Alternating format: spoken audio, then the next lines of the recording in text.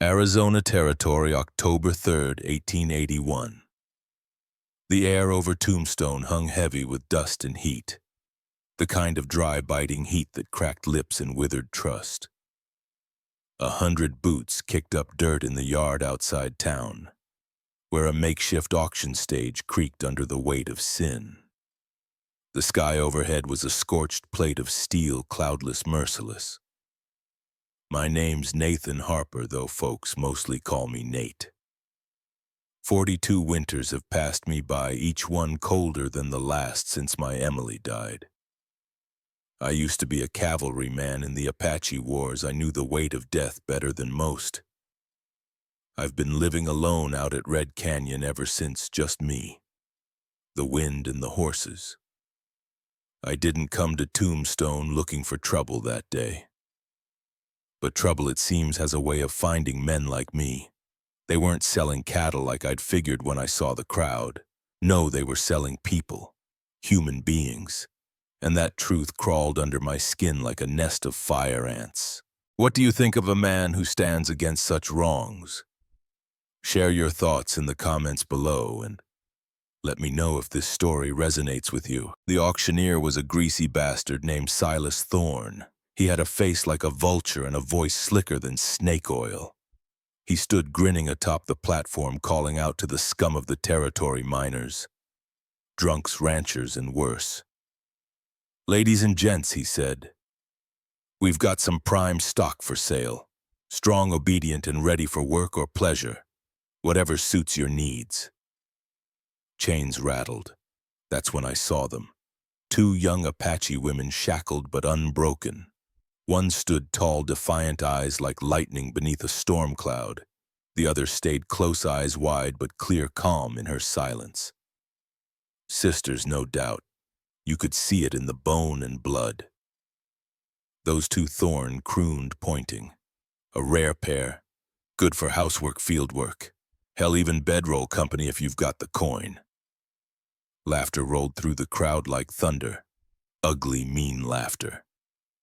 My fists clenched. The bidding started. 50, 75, 100. A man I recognized, Caleb Hayes, threw in at 125. He ran a mine east of here, known to work men to death and women worse. Luke Ramsey joined in too, a drunken bastard with a taste for pain. I should have walked away. Lord knows I told myself I had no business getting involved. But when the older sister looked my way, everything inside me stilled. She didn't beg. She didn't flinch. She looked at me like a judge from the mountains, silent but stern. The kind of look that asked, "Are you a man or just another coward in a hat?" 250, Ramsey called. My mouth moved before my mind caught up. 300. The crowd turned. I heard whispers. Thorne grinned like a devil, offered a soul. 350, Ramsey snarled. 400, I said. 500, I said louder over the hush that followed. It was every cent I had stashed from the last 2 seasons, but I didn't blink. Ramsey scowled but backed down. Thorne banged the gavel. Sold to Mr. Harper. I walked up, every eye stabbing my back. I could hear them talking. Nate didn't think he was into squaws. Guess grief'll do strange things to a man. I ignored them. I took the bill of sale and walked to the girls. Their names came slow, Taylor and Lena Swiftwind. The older one, Tala, held her chin like a warrior queen. Lena clung to her sister but watched me with the eyes of a deer that's seen too many hunters. "You're not property," I told them. Not anymore. They didn't believe me, not yet. And I couldn't blame them. We rode west toward Red Canyon under a bruised sky. The wagon groaned, the horses sweated, and the sisters stayed quiet save for whispers in Apache. I knew a little of the language from my sojourners, but not enough to catch more than fragments. Fear, suspicion, a name mine.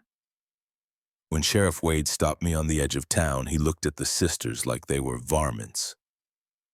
"You sure about this, Nate?" he asked, spitting tobacco into the dust. Those girls'll cut your throat soon as sleep takes you. Then I'll sleep with one eye open, I said, and kept riding.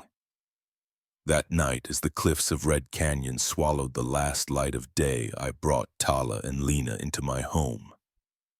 Maria, my housekeeper, nearly fainted. Dios mío, Nate, what have you done? Something right, I hope, I said.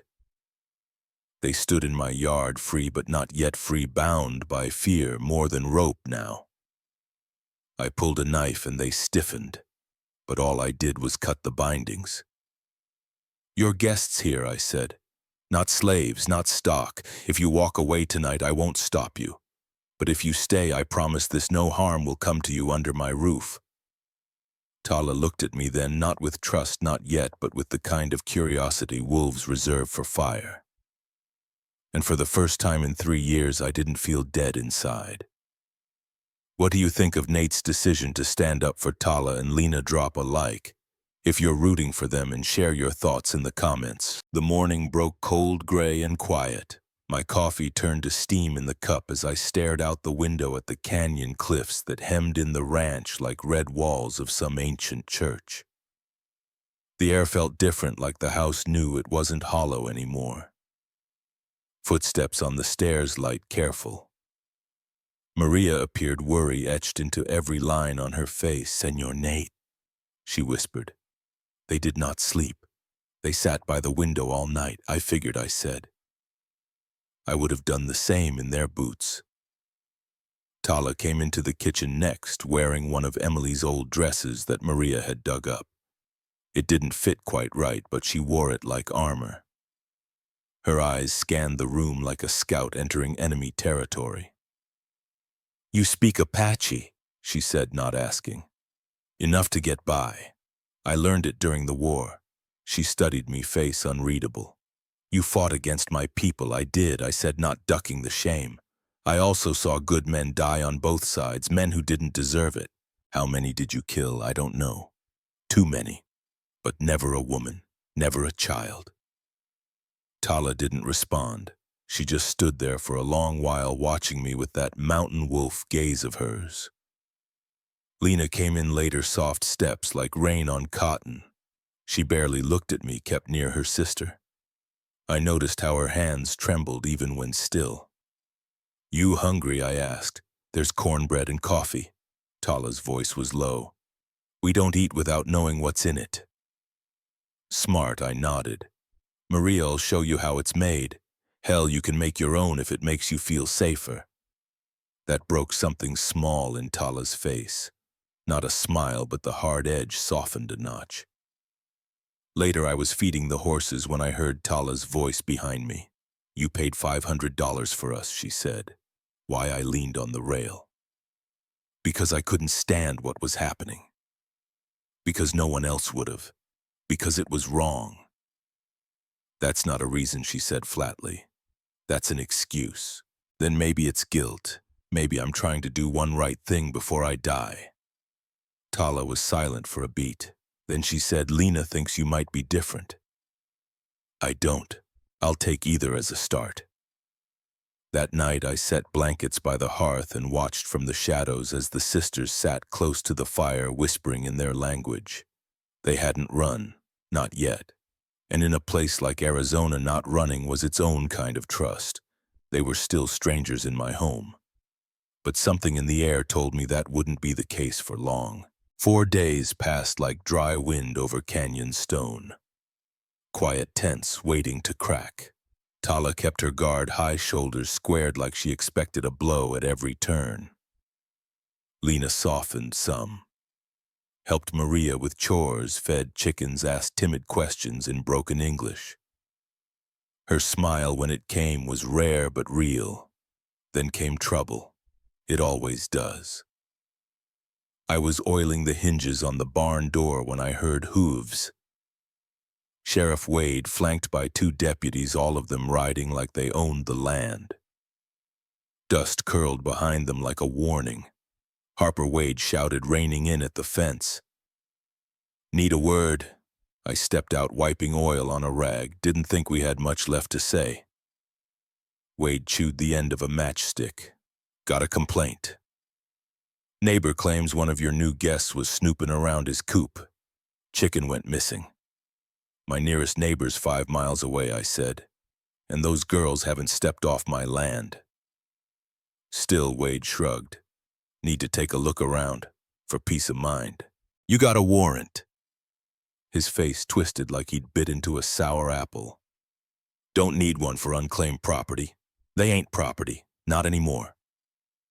Before he could spit another word, Tala stepped out onto the porch. Quiet as dusk. She wore a leather belt with a sheath I'd given her, one hand resting near it. Not threatening, but not friendly either. Is there a problem? She asked, voice even. Wade smirked. Well, look who talks now. Pretty manners for a savage. Tala didn't blink. I speak 3 languages. How many do you speak, Sheriff? His jaw worked. Watch your mouth, girl. She's under my protection, I said, stepping between them. State your business or ride on. Wade's eyes turned to steel. You're pushing it, Harper. Then push back. Tense silence. Finally, Wade tugged his reins. Watch yourself. Folks around here got long memories and short tempers. He rode off without another word. I exhaled slow. Tala looked at me. You didn't have to do that. I know I said, but I wanted to.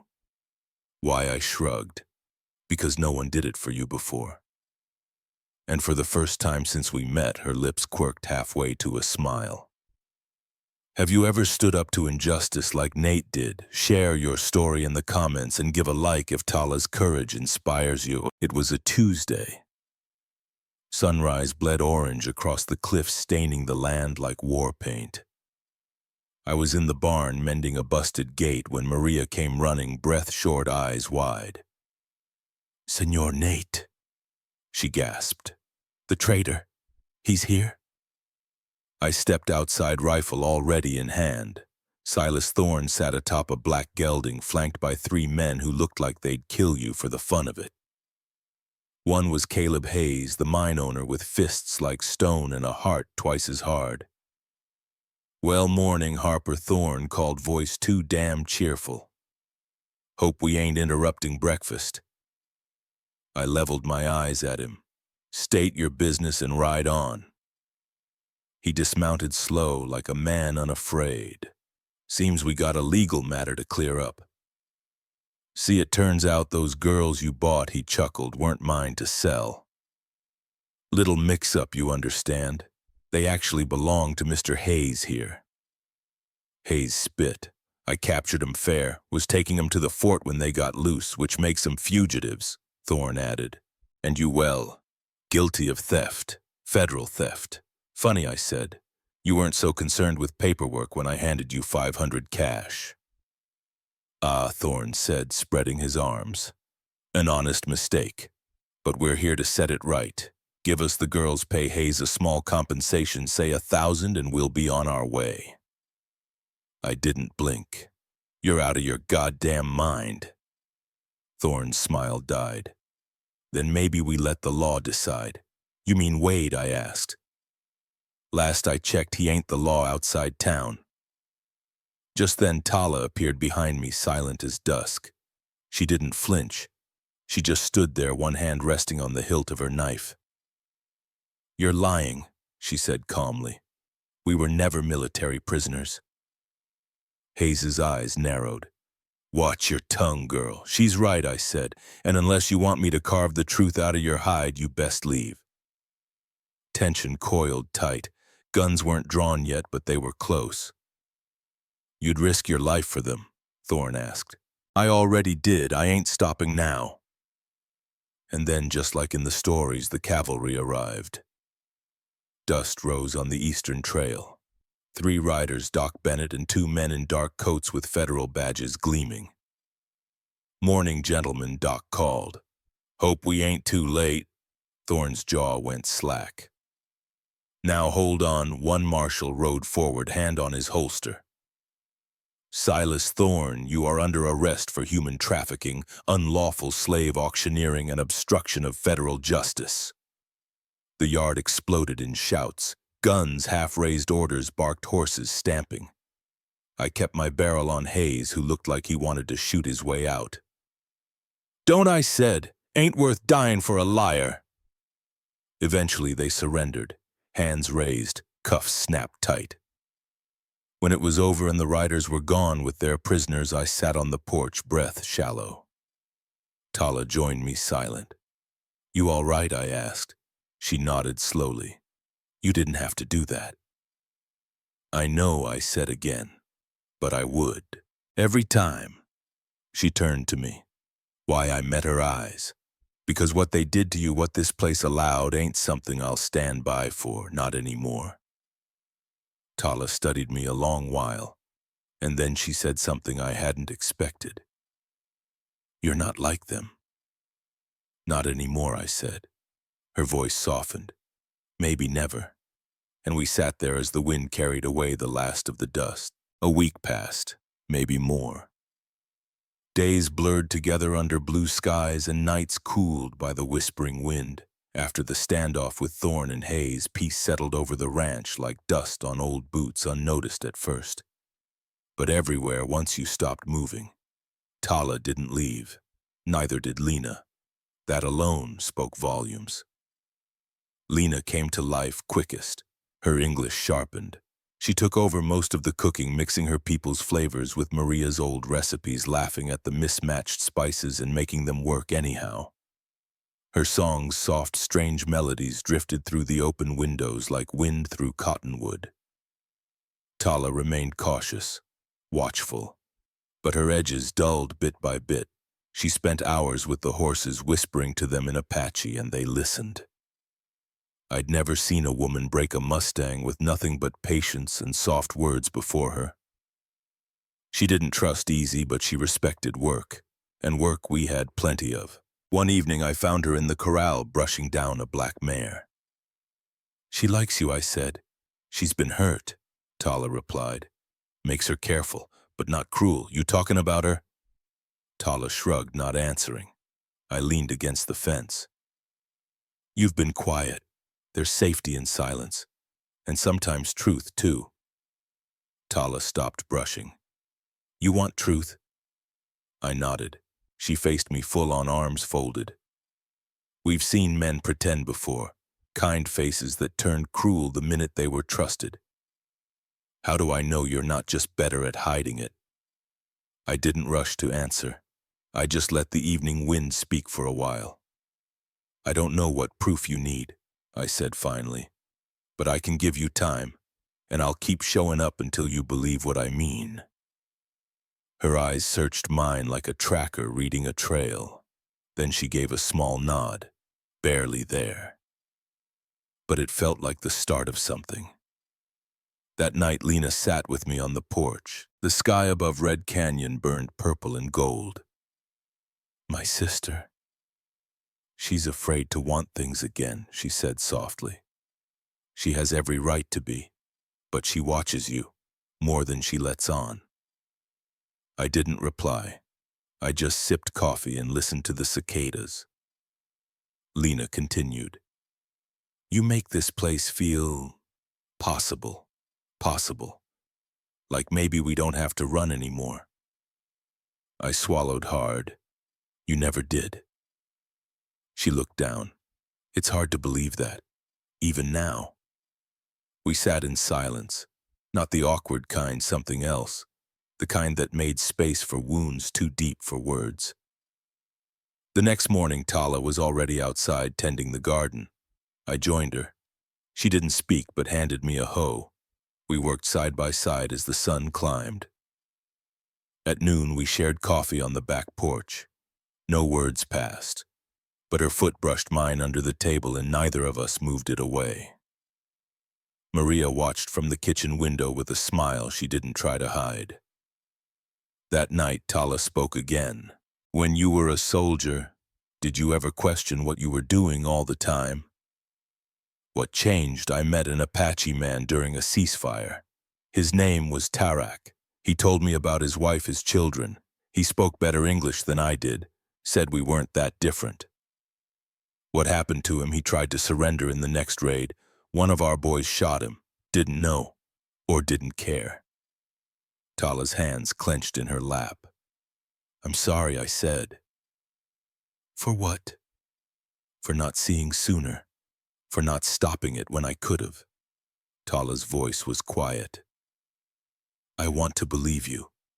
Then let me earn it, one day at a time. She looked at me, eyes fierce and tired. You already are. And just like that, a door opened. Not wide, but open. We were still healing, still cautious, but we weren't alone anymore. And that changed everything. Spring rolled into the canyon like a second chance. The trees budded early, the grass thickened underfoot, and for the first time in a long while, the land felt alive again. So did the house. 3 months had passed since Tala and Lena came to Red Canyon. The silence had turned to conversation, the suspicion to routine. Maria took to calling them Las Niñas, and Lena had started teasing her like a daughter would. Even Tala began to laugh more, though it came slow and low like thunder behind the mountains. Then came the telegram. Maria brought it in hands trembling. Senor Nate, it's for the girls. We gathered in the parlor. Tala opened it, her fingers steady but her eyes red fast. Lena gasped, her hand flying to her mouth. What is it, I asked? Tala read a loud voice barely above a whisper. Tala and Lena Swiftwind, Apache land right settlement, federal recognition granted, compensation awarded, amount $35,000. Silence hit the room like a gunshot. Lena blinked back tears. They honored our grandfather's claim, Tala nodded slowly. He filed it before the raids. We thought it died with him. $35,000, Maria whispered. Madre de Dios. I stood there trying to smile. That's good news. Tala turned to me, eyes sharp. It means we can leave. My heart dropped, but I kept my voice even. It means you have options, real ones. Lena looked between us. But we don't want to leave. Tala held her tongue. Her face was unreadable. That night she found me outside by the corral, the moon silvering the fence rails. You're thinking too loud, she said. Can't help it. You think we'll go now, that we'll take the money and disappear. I didn't answer. Tala stepped closer. Do you want us to stay? Yes, I said. No hesitation. More than anything. She was quiet.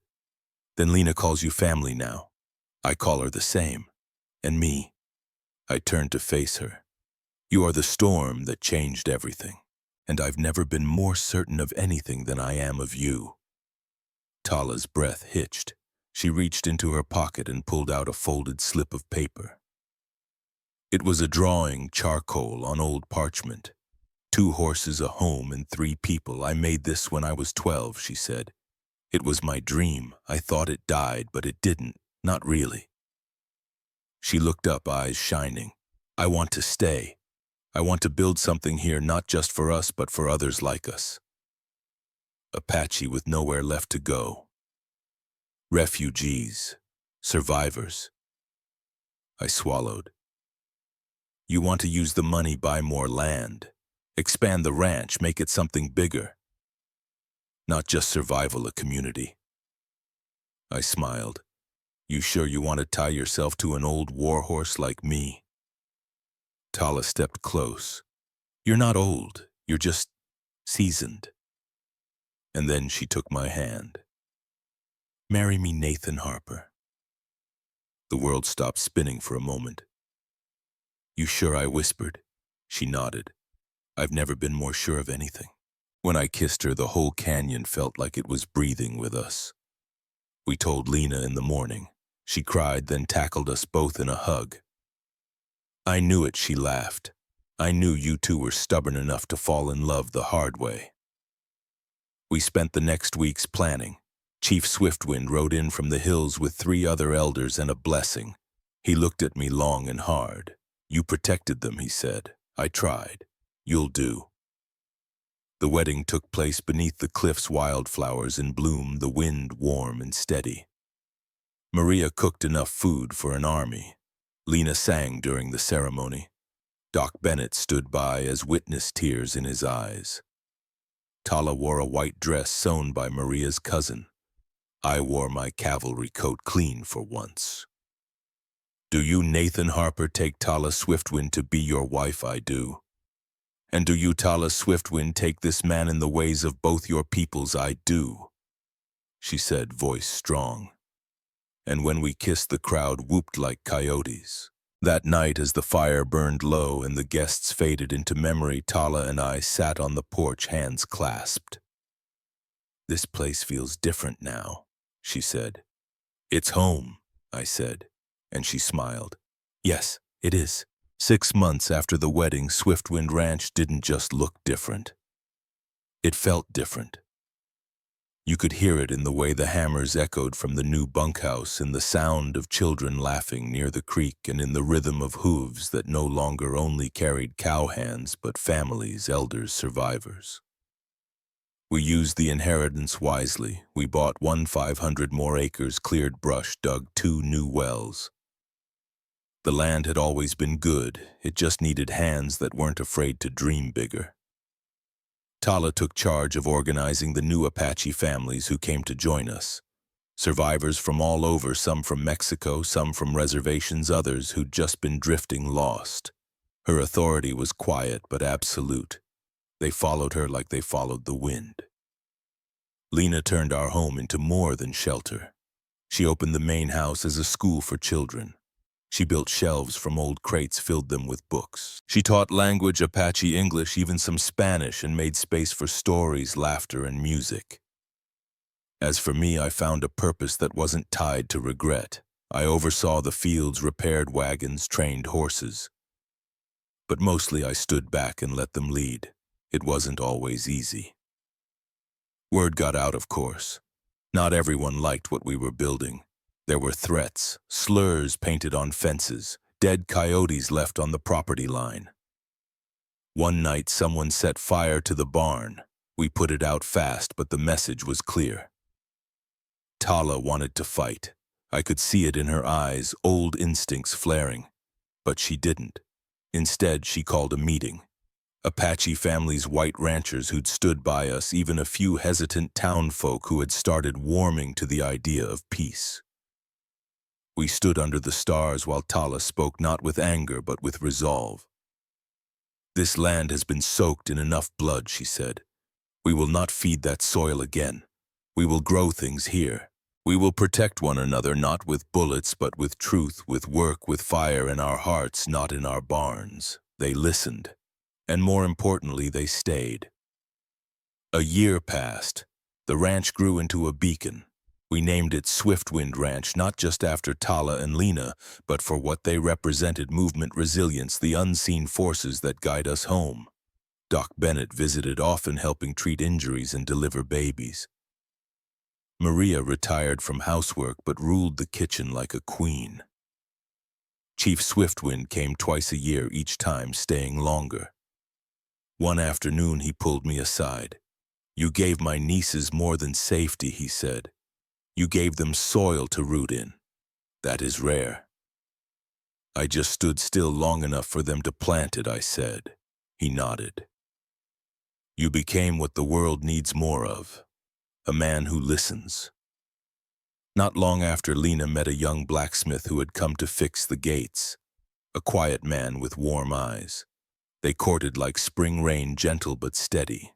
When they married the next fall, it felt like a full circle had closed. Lena walked down the aisle holding Tala's hand.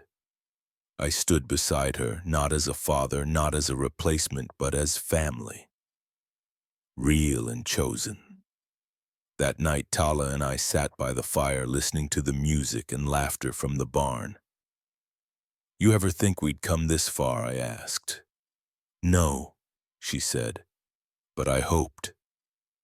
She rested her head on my shoulder. Hope is a wild thing, hard to catch, harder to keep.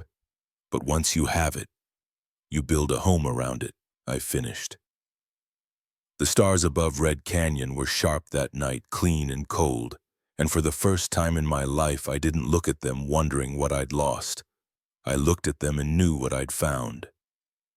The story of Nathan Harper Tala and Lena Swiftwind offers profound life lessons about redemption, compassion, and the power of standing against injustice. It teaches us that true courage lies in challenging wrongs even when it's easier to walk away, as Nathan did by freeing Tala and Lena from a dehumanizing auction. Their journey highlights the importance of trust built slowly through actions rather than words, showing that healing from past wounds is possible when met with patience and understanding. The creation of Swiftwind Ranch underscores the value of community and hope, illustrating how shared dreams can transform lives and mend broken spirits. It reminds us that everyone deserves a chance to belong regardless of their past or origins, and that one person's choice to do right can ripple outward, fostering change. Above all, the story emphasizes resilience, choosing to build rather than destroy, even in the face of hatred. It's a call to reflect on our own capacity for empathy and action. If this story inspired you, like, share, subscribe, and drop a comment below to share your thoughts on its powerful message.